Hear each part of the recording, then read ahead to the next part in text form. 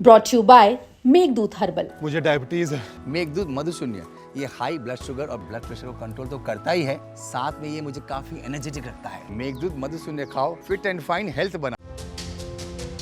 पंचायती राज विभाग के जिस पत्र पर बवाल मचा है, जिस पत्र में ग्राम पंचायतों की जमीनों को यादवों और मुसलमानों से खाली कराने की बात लिखी है, दरअसल उस पत्र के लिखने के पीछे की कहानी क्या है?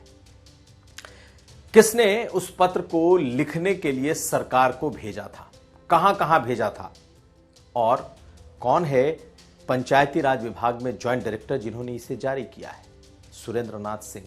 जानेंगे कि आखिर ऐसा पत्र कैसे जारी हो गया जिसने पूरे प्रशासन और सरकार को शर्मसार कर दिया। क्या है यह कहानी, समझेंगे। इसके अलावा यह भी आपको बताएंगे कि संजय निषाद ने बाढ़ पीड़ितों को लेकर क्या कहा है। जब बाढ़ बढ़ा तो संजय निषाद की बातों से पीड़ितों पर मरहम लग रहा है या फिर उनका माखौल उड़ रहा है, वो भी वीडियो दिखाएंगे। कैसे प्रयागराज में एक सब इंस्पेक्टर की तो जैसे मौज हो गई है, रील ही रील बन रही है पूरे परिवार की। चंद्रजीत निषाद नाम है। और आखिर में मुरादाबाद का वो वीडियो जिसने दिल दहला दिया, लेकिन पता चला कि आदिल सैफी जिसने सरेआम बुर्का नशीब महिला को छेड़ा था, जिसके साथ उसने दुराचार करने की कोशिश की, वो एक हैबिचुअल ऑफेंडर है और पहले भी इसी तरीके से बुर्का नशीब महिलाओं के साथ वो छेड़छाड़ और अश्लील हरकतें करता रहा है। ये खबरें आज का यूपी में। नमस्कार, मैं हूं कुमार अभिषेक, आप देख रहे हैं यूपी तक। हम हाजिर हैं अपना न्यूज शो आज का यूपी में।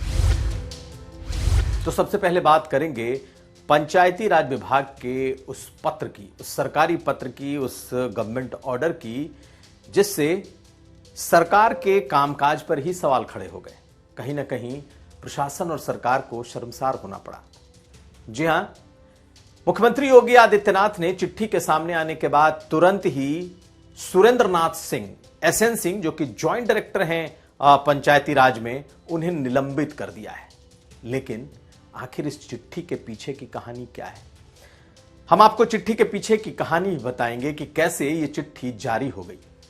पहुंची तो पूरे प्रदेश के सभी जिला पंचायती राज अधिकारियों के पास थी, लेकिन बलिया में इस पर एक्शन की बात हुई तो ये चिट्ठी सामने आ गई। और जब चिट्ठी सामने आई तो अखिलेश यादव ने और समाजवादी पार्टी ने सरकार को घेर लिया। सबसे पहले तो जानिए कि जिस ज्वाइंट डायरेक्टर ने इस चिट्ठी को जारी किया, उनका इतिहास भूगोल क्या है। नाम है सुरेंद्र नाथ सिंह। कई जिलों में डीपीआरओ रहे, कई जिलों में डीपीआरओ रहने के बाद वो डिप्टी डायरेक्टर पंचायती राज बने और इन दिनों वो ज्वाइंट डायरेक्टर, संयुक्त निदेशक पंचायती राज थे। और उन्हीं सिंह साहब के दस्तखत से ये पत्र रिलीज हुआ और जिसमें लिखा क्या गया था, ध्यान से देखिए। तो ये चिट्ठी, ये पत्र जो जारी हुआ था, ये निदेशक यानी कि डायरेक्टर पंचायती राज की तरफ से जारी हुआ था और सभी जिलाधिकारियों को और साथ साथ जो पंचायती राज अधिकारियों ने भेजा गया था। और इसका विषय जो था वो सबसे ज्यादा आपत्तिजनक था। विषय था कि 57,691 ग्राम पंचायतों में जाति विशेष ब्रैकेट में यादव, धर्म विशेष मुसलमानों के द्वारा अवैध कब्जों से ग्राम सभा की जमीनों, पोखरों, खाद, गड्ढों, खलिहानों, खेल मैदान, शमशान भूमि एवं ग्राम पंचायत भवन को मुक्त कराने हेतु अभियान चलाने के संबंध में।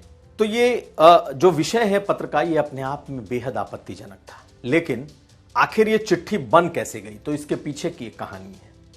विवेक श्रीवास्तव लखनऊ के पास मलिहाबाद के भाजपा के किसान नेता हैं और किसान नेता विवेक श्रीवास्तव ने एक पत्र मुख्यमंत्री कार्यालय को और साथ साथ पंचायती राज के मंत्री और निदेशक लिखा था। और उस पत्र में इसी विषय को संदर्भ देते हुए कि प्रदेश भर के जितने भी ऐसे ग्राम पंचायतें हैं, उनमें जो कब्जा है वो मुसलमानों और यादवों से उसका कब्जे को हटाया जाए। और यूपी तक की टीम ने फोन पर उनसे जब बात की तो उनका, विवेक श्रीवास्तव का कहना था कि उनके पास कई ऐसे उदाहरण हैं जब गांवों में इन लोगों ने कब्जा किया है, लेकिन क्या कुछ उदाहरणों के बल पर कोई भी इस तरीके का कंप्लेन एक्सेप्ट किया जा सकता है? मान लेते हैं कि किसी ने कंप्लेन कर भी दिया, तो क्या सरकार के लोग इतने लापरवाह होंगे कि वो चिट्ठी को एज इट इज संज्ञान लेते हुए और उस पर आदेश जारी कर देंगे? बकायदा बीजेपी के उस विवेक श्रीवास्तव नाम के किसान नेता के चिट्ठी को संलग्न करते हुए पंचायती राज विभाग ने अक्षरशः वही पत्र जारी कर दिया कि इस पर एक्शन हो। हालांकि तमाम जिलों में यह पत्र पहुंचे, लेकिन किसी जिले ने इस पर कोई एक्शन नहीं लिया था। सभी ने पत्र देखा और सभी को लग गया कि इसमें कहीं ना कहीं गड़बड़ है। इस तरीके से जाति और धर्म विशेष देखकर लिखी हुई अगर बातें लिख दी गई हैं तो फिर कोई भी जीओ यानी गवर्नमेंट ऑर्डर जारी नहीं होता। लेकिन बलिया के जिला पंचायती राज के अधिकारी ने बकायदा उस आदेश को तामील में लाने का आदेश जारी कर दिया और उसके बाद से हंगामा मच गया। यह पत्र जैसे ही जारी हुआ, उस मंडल के तमाम डीपीआरओज और दूसरे अधिकारियों को यह पत्र संज्ञान में आया और इसके बाद तो बवाल कट गया। जब यह ट्वीट होना शुरू हुआ, सोशल मीडिया पर यह पत्र बढ़ना शुरू हुआ, तो बात मुख्यमंत्री तक पहुंची और उन्होंने सफाई देते हुए, यानी मुख्यमंत्री कार्यालय की तरफ से यह सफाई दी गई कि सरकार के स्तर पर जातीय और धार्मिक मजहब का कोई भेदभाव कभी नहीं हो सकता और तत्काल रूप से सुरेंद्र नाथ सिंह, एसएन सिंह को निलंबित किया जाता है। इस चिट्ठी के जारी होने के बाद जब सपा के लोगों ने हंगामा मचाया तो सरकार भी हरकत में आई। आज अखिलेश यादव ने लखनऊ में इस मुद्दे पर खुलकर बोल दिया।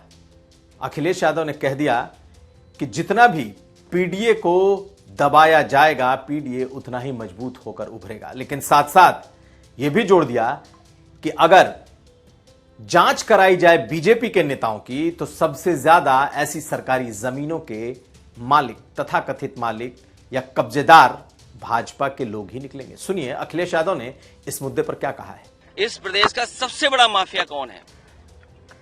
वस्त्र बदलने से कोई कुछ नहीं बन जाता है। वस्त्र बदलने से कोई बहुत लाभ नहीं मिलता है। जो लोग ये आरोप लगा रहे हैं और खासकर जाति का लेकर के आरोप, ये कोई नई चीज नहीं है। आप याद कीजिए, इकरा हसन जो सांसद हैं, उसके बारे में भारतीय जनता पार्टी के नेता ने क्या कहा। इसी तरह महिलाओं के प्रति इनकी व्यवहार भाषा क्या है। आज जमीन की बात कर रहे हैं। आप पता करिए, लखनऊ के जितने तालाब थे सब बीजेपी ने कब्जा कर लिए।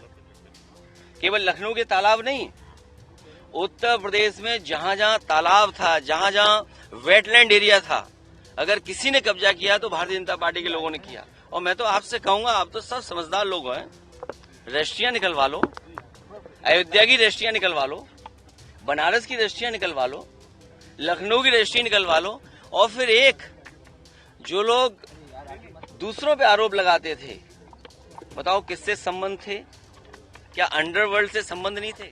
तो इस एक चिट्ठी ने पूरे प्रशासन में हंगामा मचा दिया। लेकिन आखिर ये चिट्ठी जारी कैसी हुई? अंदर के लोग बताते हैं कि यूं तो जो एसएन सिंह हैं, सुरेंद्र नाथ सिंह, ये डीपीआरओ से बढ़ते बढ़ते ऊपर तक पहुंचे हैं और उनके लेवल पर यह गलती नहीं हो सकती। कहना है कि कई ऐसे पत्र आते हैं जो कि किसी के संदर्भ को लेकर के आगे बढ़ाया जाता है, डिजिटल सिग्नेचर होते हैं। ऐसे में डायरेक्टर के लेवल पर इस तरीके का पत्र जारी होना, क्या सचमुच किसी से ऐसी गलती हो सकती है या फिर यह किसी साजिश का भी हिस्सा है?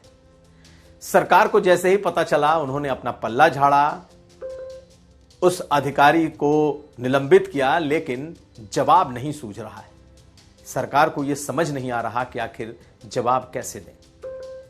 और सुरेंद्र नाथ सिंह, चूंकि उन्होंने ही उस पत्र को जारी किया, तो जातीय सवाल भी उठने लगे हैं। यानी कि यादवों और मुसलमानों पर यह पत्र है और जारी करने वाले सुरेंद्र नाथ सिंह हैं।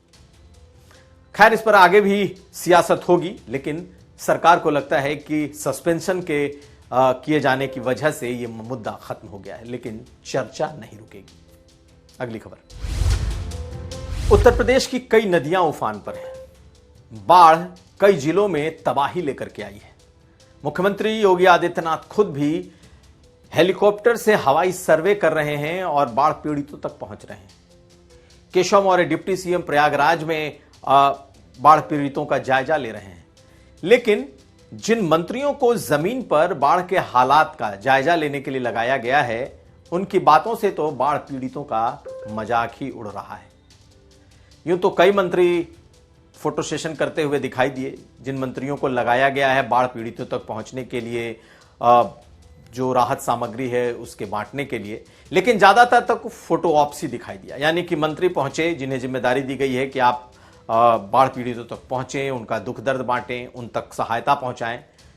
लेकिन आज एक ऐसा वाकया हुआ जो कि निश्चित तौर पर सोचने को भी मजबूर करता है। कानपुर पहुंचे थे संजय निषाद, मंत्री हैं, कैबिनेट मंत्री हैं योगी सरकार में, और उस इलाके में जमुना नदी भी बहती है और उसमें भी इस वक्त उफान है। कई गांव जलमग्न हो गए हैं, लोगों के खेत खलिहान डूब गए हैं। जब उस इलाके में, कानपुर के उस बाढ़ पीड़ित क्षेत्र में पहुंचे हैं संजय निषाद, तो लोगों ने उनसे अपनी शिकायत की है। क्या कहा है संजय निषाद ने, आप सुनेंगे तो दंग रह जाएंगे। उन्होंने कहा कि गंगा मैया हैं, वो तो पैर धोने पहुंची हैं, और अगर घर आ गई तो समझ जाओ कि अब सीधा स्वर्ग जाओगे। ये बोल मंत्री के हैं। आप सुनिए क्या कहा है मंत्री ने। छाती से पानी उठा था उस मकान तक आगे तक। कौन लेके आ रहा है? गंगा मैया गंगा पुत्रों का पाँव धुलने के लिए आते हैं। वो बात सही है। गंगा के पुत्र सीधे स्वर्ग जाते हैं। गंगा की ऐसी भी इधर कोई मकान नहीं है, सब लोग जाते हैं, सब विरोधी लोग जाते हैं। आप लोगों को उल्टा उल्टा पढ़ाते हैं। समझे? आइए सौभाग्य है कि देखो गंगा जी आ जाती है। तो सुन लिया आपने। लेकिन वो जहां पहुंचे थे वहां गंगा मैया नहीं है, भोगान का क्षेत्र है जहां पर जमुना का पानी है। तो खैर मंत्री जी पहुंचे थे तो हालचाल पूछने, लेकिन उन्होंने कुछ ऐसी बातें कह दी जिससे बाढ़ पीड़ितों के जख्म और हरे हो गए। लेकिन संजय निषाद की बातों को अगर देखा जाए तो संजय निषाद हो सकता है कुछ लोगों के लिए ऐसी बातें कह रहे हों, क्योंकि बाढ़ किसी के लिए दर्द और दुख लाता है तो किसी के लिए इस वक्त खुशियां या यूं कहें रील बनाने का मौका है। तो प्रयागराज में चंद्रदीप निषाद हैं तो पुलिस विभाग में एसआई हैं। अगर आप उनका सोशल मीडिया प्रोफाइल देखेंगे तो जज के साथ उनकी तस्वीरें दिखाई देती हैं। लेकिन जिस दिन से प्रयागराज के तट पर बने उनके घर में पानी घुसा, उस दिन से हर दिन वो तरह तरह के रील बना रहे हैं। पहला रील उन्होंने वर्दी में बनाया, जब गंगा मैया बढ़कर उन तक पहुंची तो उन्होंने पूजा पाठ किया, बकायदा फूल फेंके कि गंगा मैया उनके घर आ गई। आप इसको कनेक्ट कर सकते हैं संजय निषाद के बयान से। अगले दिन बकायदा पूरा फोटो सेशन, रील सेशन होता रहा। 2 कैमरे अलग अलग लगे हुए थे, एक घर के भीतर से, एक घर के बाहर से, एक दूर जहां तक उन्होंने गंगा में छलांग लगाई और तरह तरह से उन्होंने स्विमिंग और तैराकी के अलग अलग जो तरीके होते हैं वो करके दिखाया। उनको रोकने वाला कोई नहीं। और आज उन्होंने एक और रील बना दी जब वो अपने बच्चों के साथ छत से छलांग लगाते हुए दिखाई दिए। जिन लोगों ने भी इन रील को देखा उन्होंने एंजॉय तो खूब किया, लेकिन क्या यह सरकार को आईना दिखाने के लिए रील बनाया गया था? आपको बताएं कि चंद्रदीप निषाद अभी तक मीडिया के सामने नहीं आए हैं, उन्होंने कोई अपना पक्ष नहीं रखा है। लोग कह रहे हैं कि कहीं ना कहीं सरकार को वो आईना दिखा रहे हैं, किस तरीके से उनके घर में पानी घुसा, पहले थोड़ा घुसा, फिर पूरा एक तल्ला डूब गया, दूसरे तल्ले से वो लगातार छलांग लगा रहे थे, फिर तीसरे तल्ले से परिवार के साथ छलांग लगाकर रील बनाई। कई लोगों का मानना है कि ये सरकार को आईना दिखाती है ये रील, लेकिन जो उनको नजदीक से जानते हैं उनका मानना है कि इसी बहाने एसआई साहब को अपने रील बनाने का और रील के व्यापक प्रचार प्रसार का मौका भी मिल गया। शायद उन्होंने सरकार को आईना दिखाने के लिए बनाया हो, लेकिन अगर उनके सोशल मीडिया फॉलोअर देखेंगे तो हजारों में है और इसी का फायदा उन्होंने उठाया है। परिवार के लोग इस पर बोलना नहीं चाहते, लेकिन इनके रील खूब वायरल हो रहे हैं। नजर रखिए, जब तक पानी रहेगा हो सकता है आपको और भी इस तरीके के रील उनके दिखाई दें। अगली खबर। और अब बात उस कृत्य की जिसे देखकर शर्म को भी शर्म आ जाए। जी हां, हम बात कर रहे हैं मुरादाबाद की। मुरादाबाद में एक दिन पहले एक आदिल सैफी नाम का एक शख्स पकड़ा गया है। वो हाफ एनकाउंटर में उसके पैर में गोली लगी। वजह, उसने एक बुर्का नशी औरत को पीछे से पकड़ा, अश्लील तरीके से उसके साथ छेड़छाड़ की, दुराचार करने की कोशिश की। जब उस बुर्का नशी महिला ने शोर मचाया तो फिर वो भाग गया। भागते हुए उसकी तस्वीरें उसके चेहरे कैमरे में कैद हो गए, सीसीटीवी से वो पकड़ा गया। लेकिन यह बात यहीं तक खत्म हो जाती अगर उसने एक के साथ किया होता। बताया जा रहा है कि आदिल सैफी इस तरीके का एक हैबिचुअल ऑफेंडर है। वो मुरादाबाद के जिस इलाके में से उसे पकड़ा गया है, उस इलाके में पहले भी बुर्का नशी महिलाओं के साथ वो अश्लील हरकतें और छेड़छाड़ करता पाया गया है। पहले भी कई ऐसी तस्वीरें, वीडियो सामने आए जिसमें वो गली में चलती हुई बुर्का नशी महिलाओं को, सड़क पर चलती हुई बुर्का नशी महिलाओं को जबरदस्ती मौका पाकर अकेले में उसने छेड़छाड़ की, अश्लील हरकतें की और दुराचार करने की कोशिश की। दूसरी उसकी वीडियो भी आई है। कहा यह जा रहा है कि न जाने कितनी ऐसी लड़कियां होंगी, बुर्का नशी औरतें, महिलाएं, लड़कियां होंगी जिसके साथ उसने ये कुकृत्य किया है। खैर, इस वक्त वो अस्पताल में है, उसके एक पैर में गोली लगी है, क्योंकि पुलिस ने बताया कि जब पकड़ा जा रहा था तो वो अपने बाइक उठाकर भागने के फिराक में था, उसके पैर में गोली लग गई। अस्पताल के बेड पर बैठे बैठे कान पकड़कर वो माफी मांग रहा है। लेकिन क्या ऐसे ऐसे हैबिचुअल ऑफेंडर को कभी माफी दी जा सकती है? उसके कई वीडियोस देखते देखते सामने आ गए। देखना है कि क्या ये उसकी आखिरी हरकत है, इसके लिए उसको सजा और कैसी मिलती है, या फिर इस तरीके के कामों में वो कहीं आगे भी लिप्त न रह पाया जाए।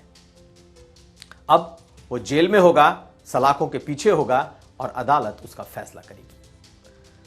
तो ये था आज का यूपी। हम कल फिर हाजिर होंगे। आप हमें दीजिए इजाजत। देखते रहिए यूपी तक। आपको हमारा प्रोग्राम कैसा लगा लिखकर बताएं। वीडियो को लाइक करें, शेयर करें और सब्सक्राइब जरूर करें। धन्यवाद।